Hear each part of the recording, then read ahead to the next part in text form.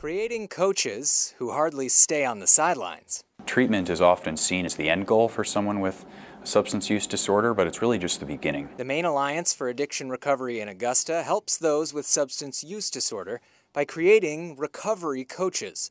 Most of them volunteers, some of them in recovery themselves. Early in my recovery, I was desperate for a better life, and so I latched onto the concept of recovery very quickly. Matthew Brown is one of many who uses experience with substance use disorder to help guide others through their recovery. They are not a counselor, they're not a sponsor. A lot of folks, are really wondering, what is recovery coaching? Executive Director Darren Ripley is trying to launch a new pilot program, bringing his recovery coaches into the emergency rooms at 3 Maine hospitals. I've seen folks, coaches stay with them for 8 hours in the emergency department. This is the dedication, that people volunteering will do. And Darren says they want to be able to intervene in those key moments when someone comes into an emergency room like one here at Maine General, because it may be their only chance to intervene. Every day in that week they may have thought about that, but that moment they're ready to do it, and we may not get them ever again. Though he says he's gotten support from some hospital officials,